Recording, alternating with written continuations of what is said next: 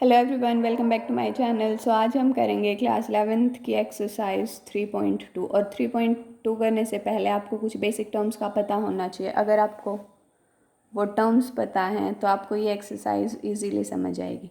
देखो, सबसे पहले आप क्लास 10th में ग्राफ बनाना सीख के आए हैं, जिसमें आप क्वाड्रेंट्स के बारे में पढ़ते थे। ये आपके पास एक्स एक्सिस होता है जिसको हम एब्सिसा भी बोलते हैं, या आपके पास वाई एक्सिस होता है जिसको हम ऑर्डिनेट भी बोलते हैं, और इन दोनों का कॉम्बिनेशन हमारे पास कोऑर्डिनेट बनता है।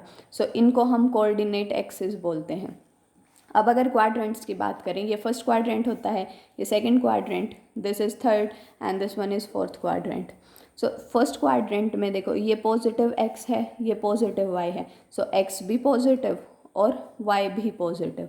अगर सेकंड क्वाड्रेंट की बात करें, वाई पॉजिटिव बनेगा, बट क्योंकि लेफ्ट में आए so X will be negative and Y will be positive. इस क्वाड्रेंट थर्ड क्वाड्रेंट की बात करें सो एक्स भी नेगेटिव एंड वाई भी नेगेटिव, एंड फोर्थ क्वाड्रेंट में हमारे पास एक्स पॉजिटिव बनेगा बट वाई नेगेटिव बनेगा। ये सारी चीज़ें आप 10th क्लास में पढ़ के आ चुके। अब क्वाड्रेंट्स का ट्रिग्नोमेट्री के फंक्शंस में क्या यूज़ होता है, आप इसको ऐसे कर सकते हैं याद, ऐड शुगर टू कॉफ़ी।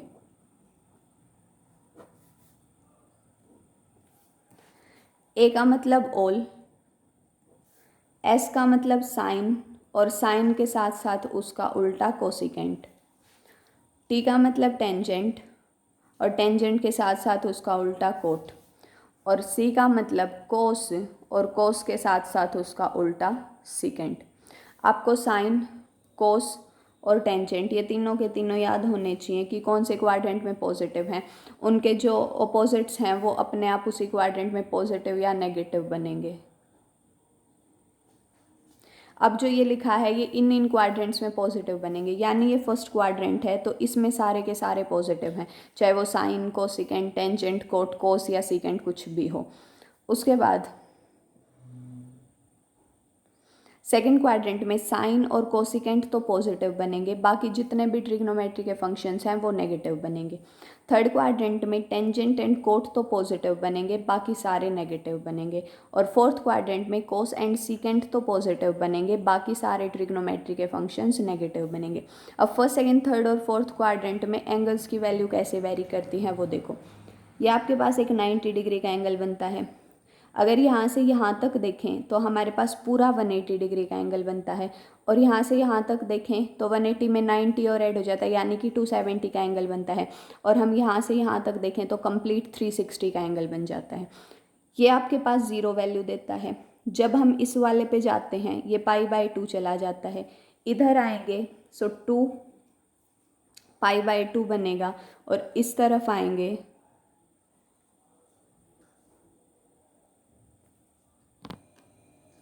ये 2 पाई/2 है। जब हम इस पे आएंगे ये 3 पाई/2 बनेगा, इस पे आए तो 4 पाई/2 बनेगा। ये ऐसे ही चलता जाएगा। 4 पाई/2 के बाद ये 5 पाई/2, 6 पाई/2, 7 पाई/2, 8 पाई/2 ऐसे बनता जाएगा। अब देखो, अगर ये ज़ीरो है, ज़ीरो से लेकर 90 के बीच के जितने भी एंगल हैं वो इस क्वाड्रेंट में आएंगे। 90 में थोड़ा सा भी कुछ ऐड किया, यानी पाई/2 में कोई भी थीटा ऐड किया, 2 पाई/2 का मतलब है पाई, या फिर पाई में से कोई भी एंगल सब्ट्रैक्ट किया थोड़ा सा भी, वो आएगा सेकंड क्वाड्रेंट में, जिसमें साइन एंड कोसिकेंट पॉजिटिव है। उसके बाद ये है 3 पाई/2 और ये है 2 पाई/2, यानी कि पाई। अगर पाई में कोई भी एंगल ऐड करते हो और 3 पाई/2 में से कोई भी एंगल सब्ट्रैक्ट करते हो तो वो आपके पास थर्ड क्वाड्रेंट में आता है, जिसमें टेंजेंट एंड कोट पॉजिटिव है।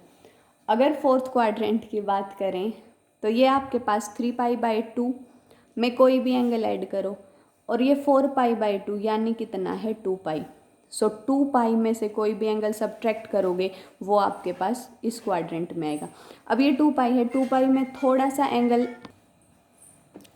सो 2 पाई प्लस थीटा टाइप के सारे इसमें आएंगे। 2 पाई का कोई भी मल्टीपल है, यहाँ पे 2 पाई भी आएगा, 4 पाई भी आएगा, 6 पाई, 8 पाई, ऐसे मतलब 2 के जितने भी मल्टीपल हैं पाई के साथ वो इस वाली लाइन पे आएंगे।